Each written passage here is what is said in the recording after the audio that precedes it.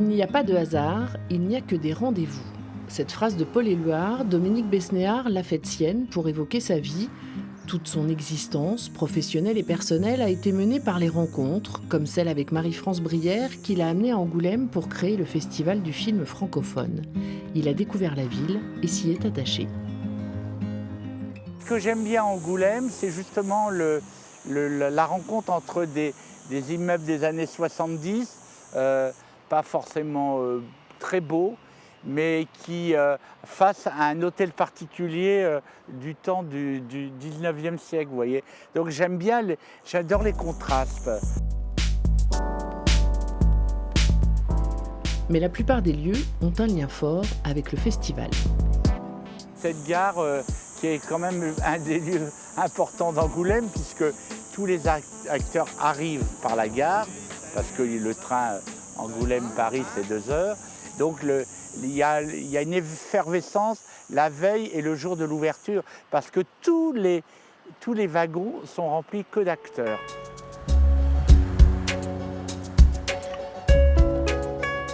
Comme le cinéma L'Éperon, qui a rouvert en 2018, en partie grâce au festival pour lequel il fallait une salle supplémentaire, ce lieu mythique pour Angoulême avait été inauguré en grande pompe en 1962 avec les vedettes de l'époque. Il a été fermé en 1996 et après d'importants travaux en 2020, il est doté des dernières technologies. Une fierté pour Dominique Besnéard, le 7e art étant entré dans sa vie dès son plus jeune âge.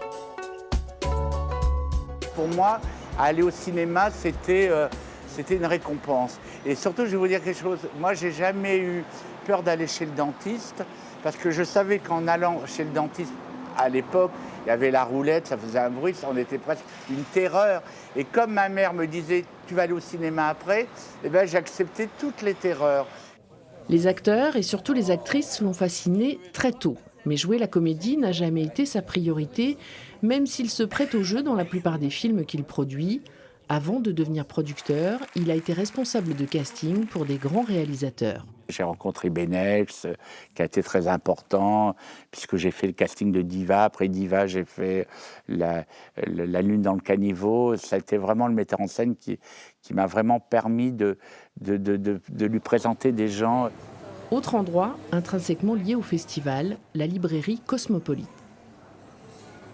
C'est pas seulement le lieu où je passe souvent, mais c'est aussi le lieu où on peut acheter les passes pour aller au festival d'Angoulême.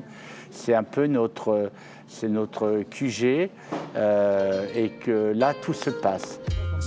Avec un directeur qui a accepté dès le démarrage d'être partenaire de l'événement et qui a ouvert ses portes à Dominique Besnéard.